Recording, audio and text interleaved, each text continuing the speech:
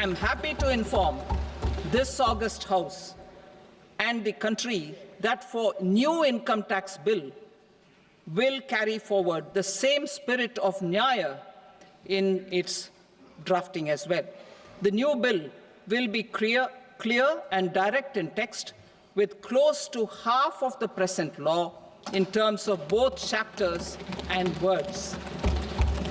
It will be simple to understand for taxpayers and tax administrators, leading to tax certainty and reduced litigation. Reforms, however, are not a destination. They are means to achieve good governance for our people and economy. Providing good governance primarily involves being responsive. The Tirukural captures this in verse 542, which reads, "Vaanokki vaazhum ulagallam, mannavan kol nokki vaazhum kudi," meaning, just as the living beings live expecting rains, citizens live expecting good governance. Our government is committed to keeping an ear to the ground and a finger on the pulse and responding while balancing our national building efforts.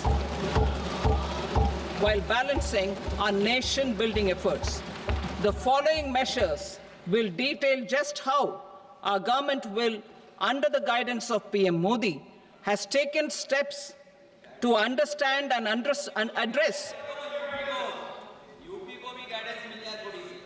I repeat that sentence, sir. The following measures will detail just how our government, under the guidance of PM Modi, has taken steps to understand and address the needs voiced by our citizens. My tax proposals are guided by this spirit. The objectives of my proposals are as follows. Personal income tax reforms with special focus on middle class. Rationalization of TDS and TCS for easing difficulties. Encouraging voluntary compliance. Reducing compliance burden. Ease of doing business, employment and investment. I will come to my proposal on personal income tax towards the end. TDS and TCS, rationalization for easing difficulties. I propose to rationalize tax deduction at source, TDS, by reducing the number of rates and thresholds above which TDS is deducted. Further, threshold amounts for tax deduction will be increased for better clarity and uniformity. The limit for tax deduction on interest for senior citizens is being doubled from the present 50,000 rupees to 1 lakh rupees. Similarly, the annual limit of 2.40 lakh rupees for TDS on rent is being increased to 6 lakh rupees. This will reduce the number of transactions liable to TDS, thus benefiting small taxpayers receiving small payments. The threshold to collect tax at source, the TCS, on remittances under RBI's liberalized remittance scheme, the LRS, is proposed to be increased from 7 lakh to 10 lakhs. I also propose to remove TCS on remittances for education purposes, where such remittances is out of a loan taken from a specified financial institution.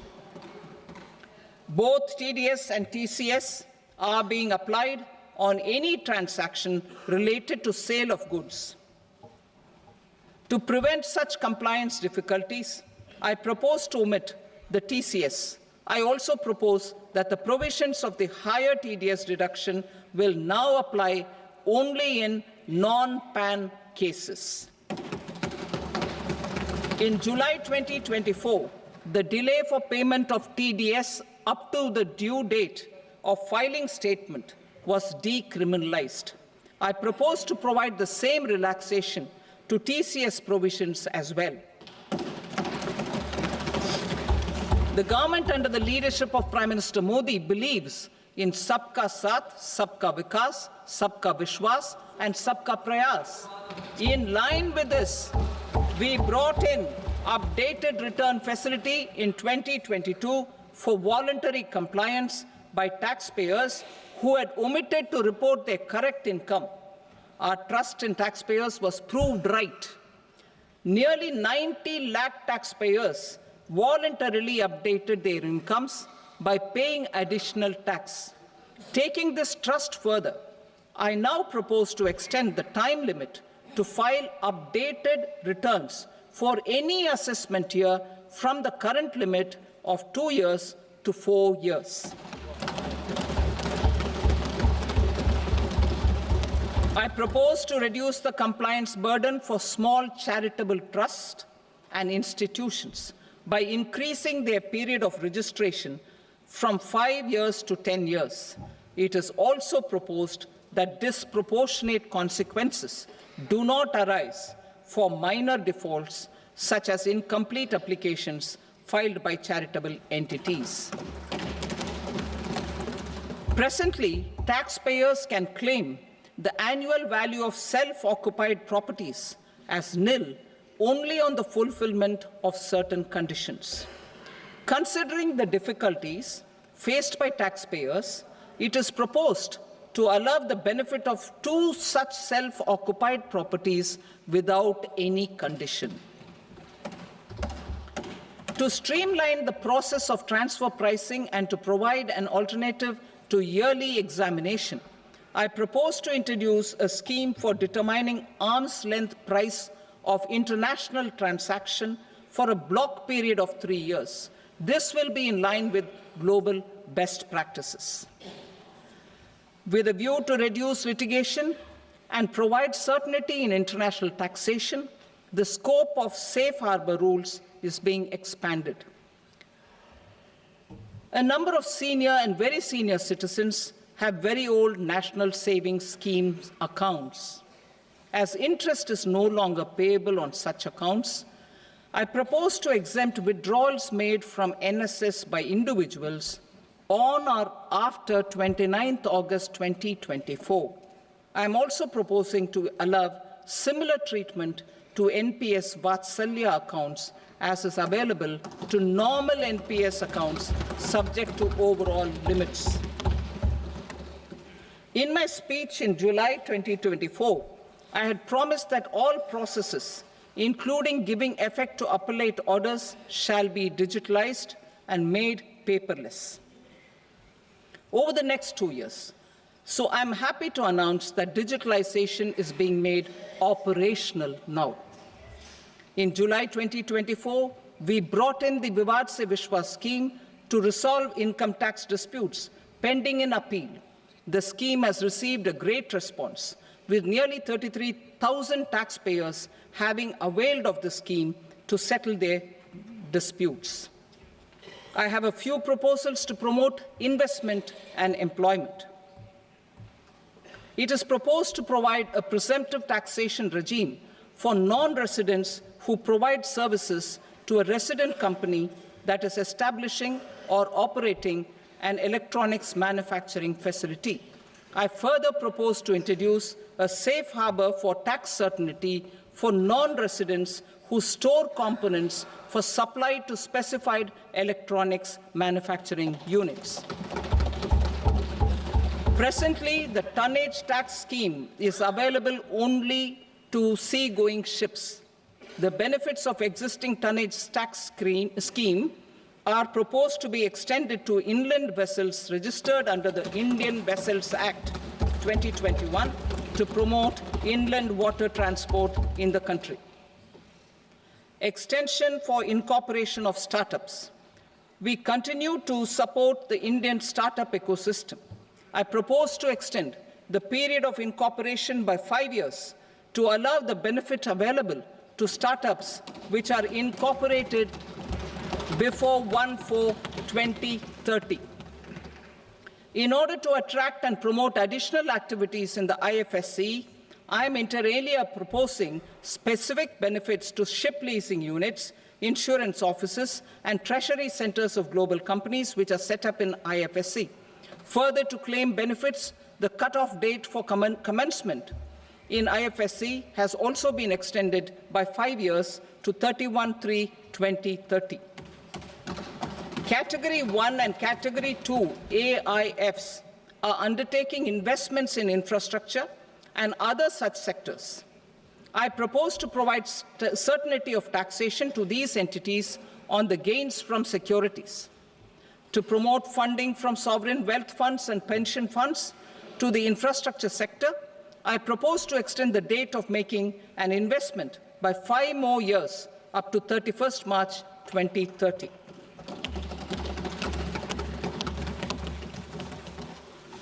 Personal income tax reforms with special focus on middle class. Democracy, demography, and demand are the key support pillars in our journey towards Vikasit Bharat. The middle class provides strength for India's growth. This government, under the leadership of Prime Minister Modi, has always believed in the admirable energy and ability of the middle class in nation building. In recognition of their contribution,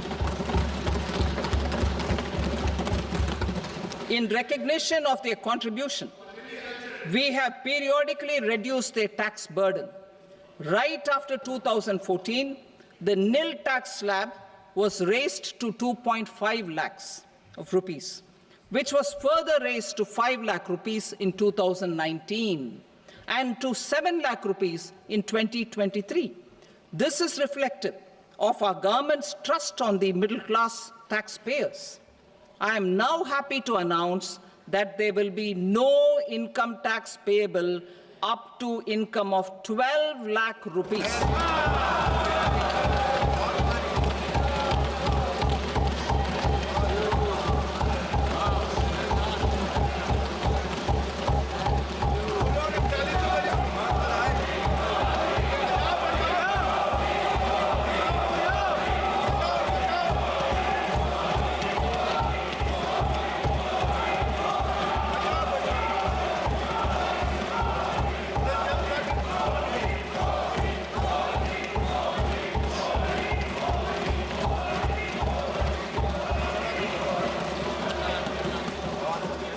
So, average income of 1 lakh per month, other than the special rate income such as capital gains, under the new regime. This limit will be 12.75 lakh for salaried taxpayers due to the standard deduction of 75,000. Slabs and rates are being changed across the board to benefit all taxpayers.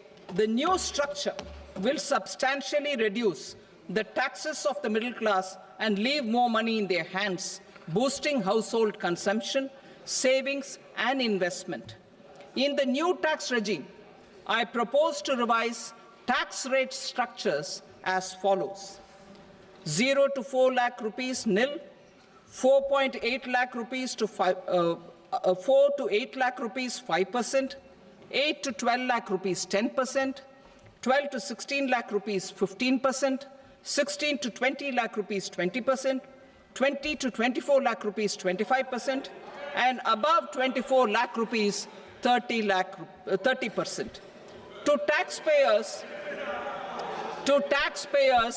up to 12 lakh of normal income, other than special rate income such as capital gains. I read that again.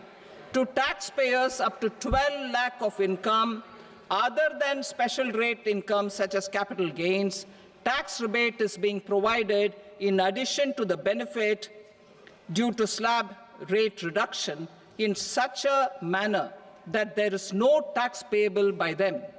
The total tax benefit of slab rate changes and rebate at different income levels can be illustrated with a few examples. A taxpayer in the new regime with an income of 12 lakh rupees will get a benefit of 80,000 rupees in tax, which is 100% of tax payable as per the existing rates. A person having income of 18 lakh rupees will get a benefit of 70,000 rupees in tax, that is 30% of tax payable as per existing rates.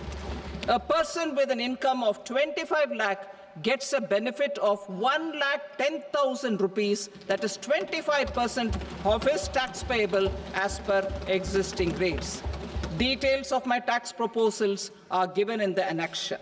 As a result of these proposals, Honorable Speaker, sir, revenue of about 1 lakh crore in direct taxes and 2,600 crores in indirect taxes will be foregone. Mr. Speaker, sir, with this, I commend the budget to this august House.